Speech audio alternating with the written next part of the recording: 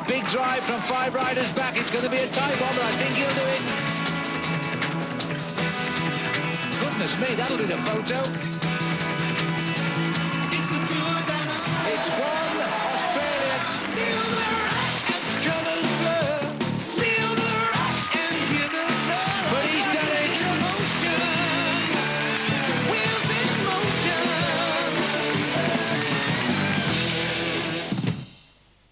Femte etape af Tour Down Under. 147 kilometer med start og mål i Willunga-indskrivningen her inden løbet går i gang, og australier, der hæver på Robbie McEwen og Stuart O'Grady. Robbie McEwen, der jo har 2 etapesejre, Stuart O'Grady, der stadigvæk ligger til i den samlede stilling. Gilberto Simoni, et stort navn, og så altså her den samlede stilling. Sanchez foran Van Summeren, og som man kan se, Stuart O'Grady på 5. pladsen, 18 sekunder efter. Og meget drejer sig naturligvis om Stuart O'Grady, når vi er på de her kanter hernede i det sydlige Australien.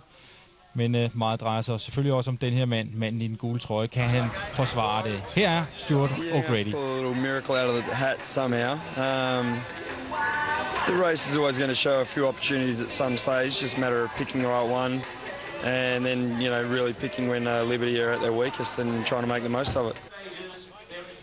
Sanchez og hans hold, Liberty Seguros, det er lidt en god position, de sidder i, men altså, det er meget tæt i toppen, Brian Holm. Ja, det er der absolut, men det er sjovt at se, at Liberty Seguros, de har faktisk valgt at stille op med et rigtig, rigtig stærkt hold, og de er alle sammen i form her fra sæsonstarten, så med O'Grady, hans Cofidis hold, de virker altså ikke flyvende, så det virker som om, at Liberty Seguros, de kan gå hen og trække det længste strå. Godt nok vandt Matthew White fra Cofidis etappen i går, men det er rigtigt, at holdet som sådan, det virker ikke nær så stærkt som Liberty Seguros. Altså 2 sekunder og korsets tegn fra Luis Sanchez her, der ruller ud på den neutrale strækning, inden løbet bliver givet frit. Og det er sådan, at Lutter her, han skal lige sænke flaget, før de får lov til at køre. At hvis der skal angribes, ja, så skal der jo næsten angribes straks fra start i dag på etappen, og det kan man måske også nok forvente af nogle af, udfordrerne vil gøre. Ja, der sker nogle gange det, at de rytter, der ikke er så godt kørende, de kan finde på at stikke af fra start af. Og det ser vi faktisk, at det sker allerede nu. Og det er så Kevin De Vært her fra Quickstep-holdet. Og det kan være, at det er nok sportsdirektøren, der har sagt, prøv en gang fra start, for når de rammer den sidste stigning, så ved de, at der bliver han sat af. Så prøv lige en gang at få 4-5-10 minutter inden den sidste stigning, så kan det være, at det kunne holde hjem. Og som vi kan se her på rutekortet, den stigning, du taler om, først skal de ud på en rundstrækning, så skal de igennem 3 gange, og så skal de altså op over den her Old Willunga Hill, og så nedkørsel med 100 km i timen ned mod målstregen i Willunga. Og det er altså ruten i al sin enkelhed i dag. Men Det Vært i første omgang kørt ind, og som man kan se, der er blæst i dag, ja, og der er nye forsøg. Lige præcis. Så er der udbrudsforsøg her igennem. Læg mærke til rytterne, de ligger og trækker ud for at lave nye vifter, altså for at få lidt lære hinanden. Her er den Cofidis rytter, som der prøver på at køre alene, men det er så svært at slippe alene afsted i sådan et vejr her. For på et eller andet tidspunkt, så vil der blive dannet nye vifter, altså hvor rytterne sidder og giver hinanden læg for vinden, kan man sige. Jimmy Engulvær her fra Cofidis, han sad også og kiggede sig lidt over skulderen, vil formentlig gerne have lidt følgeskab. Jeg vil tro, at grunden til, at han stikker her, det er også for Liberty Seguros til at bruge kræfter på at jagte, og det er så ikke rigtig lykkedes endnu. Men altså, her Robbie McEwen faktisk, der i dag kører i blå trøje. Vi har set ham i den gule førertrøje. Vi har set ham i den australske mesterskabstrøje. Kører altså i trøjen, der markerer, at han fører i spurtkonkurrence. De har fået et pænt hul. Og det er selvfølgelig typisk, at man ser en sprinter, der kører så tidligt. Men det kan være en vurdering, at der sidevind alligevel nogle gange, så er det faktisk med sidevind, skal man altid køre cykelløbet forfra. Der kan det næsten være lige meget med at sidde og ned bag feltet og prøve på at spare kræfter på den måde. Her hvor rytterne kommer ned ved Aldinga Beach, og når de kommer her næste gang, så er der den første spurt. Og så kan vi sige, at McEwen er jo i fantastisk form forleden, eller i sidste uge, der vandt han det australske mesterskab, og det var ikke i en spurt, det var netop ved at køre udefra, så han kan altså også den disciplin. Ja, det er imponerende, hvis han fortsætter, som han gjorde sidste år, hvor han får den grønne trøje i turen, og faktisk kører stærkt hele sæsonen sidste år. Det virker som, han har tænkt sig at fortsætte den recept.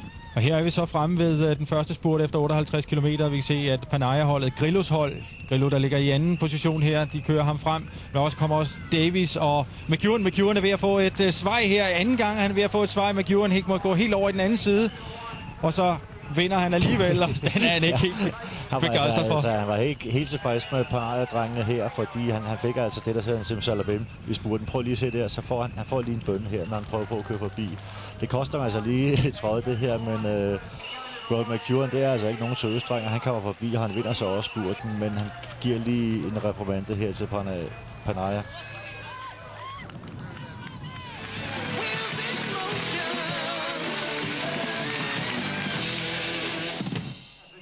Og Robbie McEwen, altså manden, der fører i spurtkonkurrencen. Og det fik han så lige sat en streg under i den dramatiske spurt.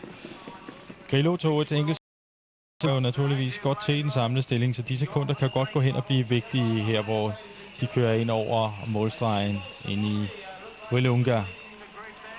Altså 3 omgange af 40 km, og så en enkelt omgang af 27 km skal rytterne ud på, og det er den sidste på de 27 km, man skal op af Old Willunga Hill. Ja, og jo længere tid der går, man kommer ind i løbet, så kan det næsten være lige meget med at prøve de her små liane-udbrud og komme afsted og få en nyt eller to, for efterhånden så skal man bare mere og mere begynde at koncentrere sig om stigningen. Og man må sige, at Liberty Seguros har holdt meget godt sammen på det hele vejen igennem i dag. Opmuntring til Stewie, og det er Stuart O'Grady, der bliver råbt på. McEwen igen. Han kører meget, meget, meget aggressivt i dag, og den er lidt svær at gennemskue, hvad det er, han er ude på her, for der er ingen tvivl om, at han får ikke lov til at køre alene, og det koster selvfølgelig kræfter at køre derude, men på den anden side, så er der ingen tvivl om, at han heller ikke kører til der. Altså, han er jo ikke en trussel i den samlede stilling overhovedet. Og der kommer den her Old Willunga Hill, som han kender særdeles godt. Det kunne godt være, at han siger, at den kommer jeg ikke med op over, hvis det er, jeg sidder inde i feltet. Ja, det kan godt være. Selvfølgelig kan det også være, at de andre lader ham køre her, for han company af Navigators. Ja, Hilton Clark, også en sprinter faktisk fra Navigator, som styrtede på første etape. Et rigtig godt amerikansk hold. Gennem vinmarkerne her, altså McEwen og Hilton Clark, 2 sprinter afsted. Læg mærke til, at McEwen han har skiftet til Ridley. De har ellers kørt på mærkcykler i mange, mange år. Lottoholdet her, men efter at Pro-turen er kommet og så videre, der vi talte med Mærks, han sagde, at det blev for dyrt at sponsere et Pro-turhold, så nu er det kun de helt store, tunge, internationale cykelfirmaer, der kan være med. Vi nærmer os den anden spurt, og de vekslede lige et par ord her, de 2, Clark og McEwen. McEwen ser ud, som om han får lov til, ja, det gør han, at glide stille og roligt ind over stregen her, og tager sig altså af spurtkonkurrencen her. Sidder tungt på spurtkonkurrencetrøjen, og den vinder han formentlig. Og det gør selvfølgelig også, at han skal på podiet hver dag have sin trøje, og han laver lidt reklame for sig selv, når han kører i Australien, og organisationen af løbet, de synes garanteret også, det er fint, at det er ham, der vinder trøjen frem for det ene eller andet mere ukendte rytter. Luis Sanchez, kun 21 år, lidt mere ukendt, som sidder i den gule trøje. Han sidder godt i feltet. Og jeg synes lige, det var Grillo, der kom ind over stregen og tog et enkelt sekund. Her kommer rytterne så en lille gruppe forrest, hvor McEwen er blevet indhentet. Men de kører ind over målstregen og skal altså nu ud på den sidste omgang, 27 kilometer, hvor de skal op mod Old Willunga Hill. Og Liberty Seguros, som vi så med en enkelt rytter frem foran Ramirez, de har altså valgt at køre det hele forfra i dag. Ja, for når de kommer til stigningen nu, så i hvert fald halvdelen af feltet, de har opgivet på forhånd og følge med op over. Så lige så snart man rammer foden af bjerget, så slapper de egentlig af og prøver at komme i mål i en stor gruppe også, og egentlig bare spare på kræfterne, for det er stadigvæk tidligt på sæsonen, og de er ved at bygge formen op stadigvæk mange rytterne. Men Liberty Seguros, de har altså ramt formen allerede nu. Og som vi kan se her, de kommer altså ind på stigningen her. Så småt, og angreb netop fra Liberty Seguros. Ramirez er det, som forsøger at komme afsted. Og så er der altså åbnet for ballet her på Old Willunga Hill. Efter reklamepausen skal vi se, hvordan det går på bakken og løbets afgørelse.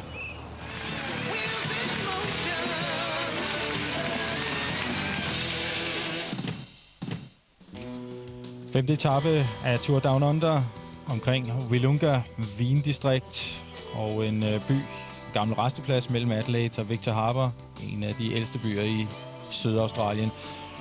Og Brian, vi så angreb på Old Willunga Hill. Er det der til hele skal afgøres? Det kunne jeg sagtens forestille mig. Som sagt, det er ikke alle rytterne, der er i topform endnu. Og det kunne godt forestille mig, at specielt Liberty Seguros, dem skal man holde et øje med her på stigningen. Ja, fordi Manolo Saiz, han siger åbenbart, at det her det er løb, som vi godt vil satse på. De kører for at vinde, og det er også ved at blive et stort væddeløb, og der er selvfølgelig altid prestige i at vinde cykelløb, så det virker som om, de kører efter den samlede sejr. Men i bjergtrøjen så vi lige Gene Bates helt frem foran Matthew White. Som vandt den anden dag. Og Stuart O'Grady her. Stuart O'Grady ved også, at han skal holde sig til, er jo en af de lokale drenge hernede fra, kender området her og kender bakken, men det er jo ikke det samme som at sige, at han kommer først over. Nej, vi kan også godt se her, at han har det ikke rigtig sjovt. Han sidder lidt nede bag i, og han har det absolut ikke nemt her på stigningen, men lad os se, om han kommer op over alligevel. Vi kan se op foran den gule trøje lige var slået ud for at kigge, få danser et overblik, og det er altså Liberty Seguros, der sidder i front. I anden position er det Alan Davis, deres sprinters. Læg mærke til igen, Sanchez han lige slår ud, og så kigger, hvem har han hvor. Men i tredje og fjerde position er de to lotto-ryttere, Cadel Evans, og så manden, som ligger nummer 2 i den samlede stilling, Johan van Summeren. Og ham skal nok holde sig rimelig meget til Sanchez. Så rykker Sanchez. Kører udenom. Det er altså ikke hver dag, man ser den gule trøje angribe på den måde her. Det vidner lidt om, hvor god form Liberty Seguros-rytterne de er. Lægger også mærke til Alan Davis, der faktisk er sprinter, og han sidder helt op foran og kører med de bedste opad. Van Summeren går med, og det er altså de to førerne i løbets samlede stilling, der er rykket sig løs, og så kommer der endnu en Liberty Seguros-rytter med. Altså Sanchez, der sætter sig ind på hjul af holdkammerat, og så Van Summeren gør arbejdet foran. Og så er det faktisk Cadel Evans, som der prøver på at lukke hullet. Cadel Evans, som er skiftet fra T-Mobile til Lotto nede bag, men der er altså stadigvæk det her hul. 2 Liberty Seguros-ryttere, hvor den ene altså er Sanchez, Alberto Contador, tror jeg det er. Og så Van Summeren. Og som man kan se her, så er det en stigning. Den er 3 km lang, gennemsnit på 7,6, enkelte steder på cirka 14%. Og her, altså hvor vi har Alberto Contador som første mand ind over målstregen, der markerer bjergspurten. Men så skal man ikke helt lade sig snyde af, at man kommer ind over målstregen her, fordi det går faktisk stadigvæk opad. Og de fleste lader sig faktisk snyde af det. Man har på fornemmelse, man er oppe på toppen, men vi kan se på rytterne her, der er absolut ikke flat endnu. Der er det, man kalder for falsk flat faux plat, som franskmændene siger, at den bliver ved med at stige lidt, og man prøver at sætte den op på den store 53 klinge, men cyklen den flytter sig ikke rigtig alligevel. Det kan vi se på rytterne bag i, men her kommer Sanchez så op. Og det ser altså godt ud. Sanchez og Contador helt i spids, og de indleder et samarbejde naturligvis, de to Liberty Seguros-ryttere. Og der er ingen tvivl om, at der sidder et par rytter bag, som der rigtig gerne vil have været med her. O'Grady, Evans, de burde nok have været der, men det er selvfølgelig lettere sagt end gjort, for der blev kørt opad, stærkt opad. Men Cadel Evans er jo en rytter, som godt kan køre opad. Det er måske lidt overraskende, at han ikke lige sidder her. Han er Australier, han er på hjemmebane, han er bjergrytter, så måske burde han have siddet op foran, men igen kan vi se, lægge mærke til, at der sidder også 2 Liberty Seguros-rytter her i forfølgefeltet, og de er formidabelt kørende. i forhold til deres kollegaer. Det er Davis og Ramirez, som sidder her, og Cadel Evans, som man også kan se, han holder sig sammen med Johan van Sumeren. Han ligger jo ikke til den samlede stilling selv, Cadel Evans, og det kan jo selvfølgelig betyde, at han offer sig 100% for van Sumeren. Og de to rytter her, de skal selvfølgelig ikke deltage i samarbejdet, fordi de har to holdkammerater foran. Ramirez, og så nummer 51 er det Alan Davis, den hurtige australier. Og det er lige i øjeblikket, ja, der ser det jo ideelt ud. Der er under 20 km til mål. Liberty Seguros med 2 ryttere helt i front, og så 2 ryttere, der kan slide og lurepasse, hvor den ene er rigtig hurtig nede bagi. De kunne ikke sidde med meget bedre kort på hånden, Liberty Seguros.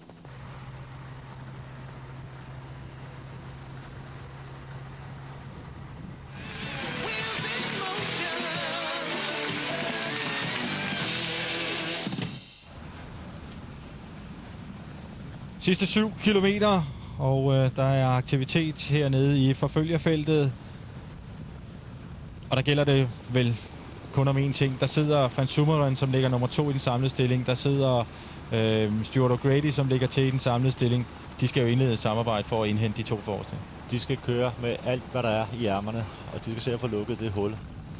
Men igen, det er sådan rimelig demoraliserende, når der sidder 2 holdkammerater på hjul, og specielt når den ene han hedder Alan Davis.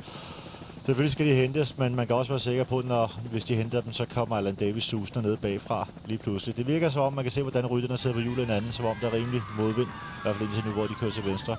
Og det vil de 2, lige præcis Seguros, skulle der selvfølgelig have profiteret meget af. Men drengene her i front, de har altså, de har også noget at køre med. Ja, det må man sige. Sanchez er formidabelt kørende, den 21-årige rytter, som altså har lagt sig i spidsen af løbet, vandt jo etape i forgårs og tog førertrøjen. Og forsvarede den fint i går, og det må man sige, det gør han så sandelig også i dag.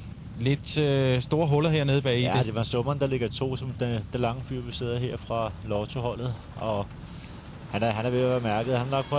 Han starter faktisk med at starte udbrud på den sidste stigning, men han havde måske ikke de diamanter i benene, som han selv sad og troede på. Han bliver så læsset og kommer tilbage til forfølgergruppen her, og nu sidder han så og jagter sammen med Cadel Evans.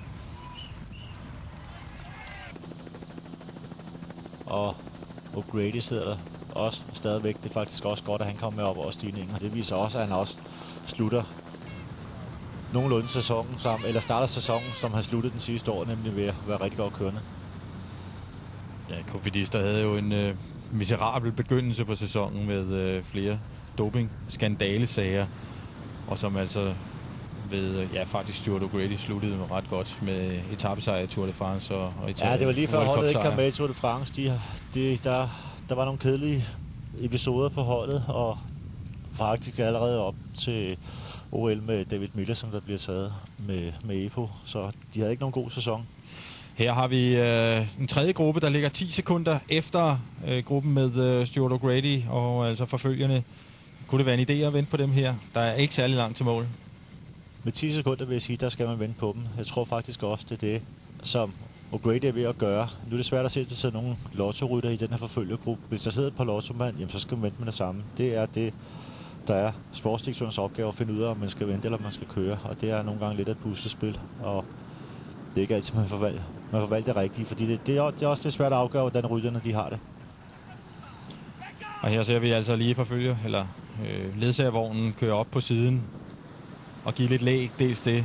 Det er vel ikke så meget de gode råd, de kommer op og giver.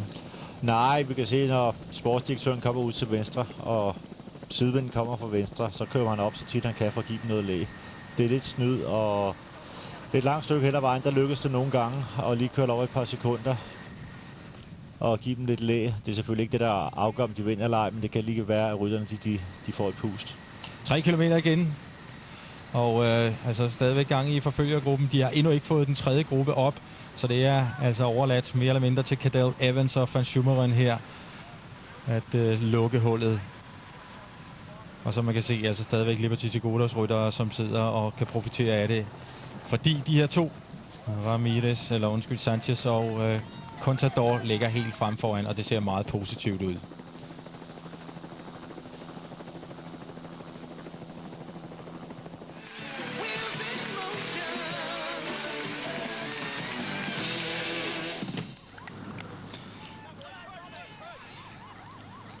Stadigvæk 1,5 kilometer igen, og altså utrolig positivt. De har cirka et halvt minut, og det har de altså holdt hele vejen. Det her halve minut har den haft den op på 45 sekunder forspringet. Og så ser vi igen, Manolo Sainz, hans sportsdirektørvogn, den går lige ud på siden og giver lidt læg, og så straks løbsdirektørbilen op og råber af ham. Ja, så vil det blive råbt i højttaleren. Liberty Segura kom tilbage, eller der var stå ind med en fløjte og fægte med armene. Måske kan han få 100 svejserfranc i bøde, men hvis rytterne de har reddet sig 5 sekunder, så giver vi nok gerne 100 svejserfranc i finalen af cykelløb. For sportsdirektørerne, der sidder inde i bilerne, de er nervøse, tror mig også, selvom det måske ikke er nogen Tour de France-etape, men det er altid svært at vinde et cykelløb. Angreb fra Liberty Seguras nede fra følgergruppen, og det er Alan Davis, der rykker afsted. Lidt overraskende, synes jeg. Ja, han er sprinter, så man skulle måske ikke lige forvente, at han vil begynde at stikke af her, og slet ikke med 2 holdkammerater foran. Der vil jeg sige, der skal man være rimelig sikker på, at man holder hjem. Der skal man altså noget at skyde, når bliver man hentet her, eller måske sætter gang i feltet igen, så de kommer op til de 2 førende rytter. Så kan man godt gå hen og blive upopulær. Så jeg tror, at Alan Davis han er rimelig sikker på, at han ikke kommer til at genere de 2 første rytter her. Og så kører han simpelthen for at gøre det så godt i den samlede stilling selv, hvor han også ligger til. Han kan jo gå ind og konsolidere sig i topstillingen, komme ind, og ja, Europa andenpladsen kan han faktisk gøre med det her angreb, Alan Davis. Men helt fremme i front ser det ud som om, at de godt ved også, at den er ved at være der, de 2 i front herinde på de sidste få 100 meter. Sanchez og Contador. Ja, man kan lægge mærke til, at de kører og taler sammen nu også med sportsdirektøren Manolo Sainz. De har fået at vide, at Davis han kommer bagfra, men det virker her, så kommer der så 400 meter mærket, og de har fuldstændig styr på situationen her, og jeg tror også, de får fordelt her, hvem der vinder og hvem der beholder den gule førertrøje. Ja, det vil Sanchez har en etapesejr i forvejen. Contador, den ligger vel på et sølvfad til ham. En fantastisk historie med Contador i øvrigt. Ja, der bliver der peget ned på ham, at det er ham, der skal gå ind og vinde det. Contador, der styrtede i et løb sidste år, fik et blackout sidste forår, styrtede, slog hovedet, og det gentog sig faktisk en 14 dage efter, måtte ind og opereres i hjernen for at lette trykket. Og først i november har han fået lov til at køre cykelløb igen. Det er hans første cykelløb, og her der gør han altså det, at han kommer ind og vinder en etapesejr sammen med Sanchez. En eventyrhistorie. Ja, det er et resultat, som Liberty Seguros de kan være ovenud tilfreds med, og selvfølgelig Contador her, som har kørt sit første cykelløb siden hans blackout. Vinder altså etappen foran Sanchez, og Sanchez udbygger føringen i den samlede stilling. Nu kan han bare vende rundt, og stor glæde hos Liberty Seguros i øvrigt. Historisk, at det bliver på den her måde en 1-2-3 sejr til Liberty Seguros og til det samme hold i det her løb. Og det er Alan Davis, der kommer ind. Faktisk her så vi lige nede bag i, at Ramirez kommer ind og tager 4. pladsen, så det er altså Liberty Seguros over det hele. Nummer 1, 2 og 3. Alan Davis kommer ind på 3. pladsen og er naturligvis glad for, at hans holdkammerat kan vinde. Well, Alan, everyone was talking about the challenge coming to Liberty Seguros, but I think today you answered all those questions. Yeah, that's pretty much how we plan the day, to keep it controlled and up the climb, just attack and sort of see who can go with us. And those 2 young guys up the front, they're showing how much talent they've got, and they attacked at the top of the climb, and there was a lot of guys swapping off at the back, and myself and Javier Ramirez, we just had to just control the chase group and just race tactics, and that's how it panned out great for the team. Ja, perfekt taktik for holdet, og han forklarede, hvordan han kunne sidde og lurpasse, da de 2 Contador og Sanchez var afsted. Sådan ender det her i dag, altså 4 Liberty Seguros ryttere i spids. Sanchez 35 sekunder foran Davis og 47 sekunder ned til nærmeste forfølger, kan man næsten sige. 81 km skal der køres i morgen. Det ser ret afgjort ud. Ja, som regel den sidste etape, der sker sjældent de store forskydninger i klassementet, og jeg tror, de fleste rytter, de er lidt demoraliseret efter det store, eller efter måden, som Liberty Seguros kørte på i dag. Og altså manden i den gule trøje, Sanchez, i morgen 81 km gadeløb i Adelaide. Det sker altså i morgen. Vi sender igen fra klokken 19. På gensyn da.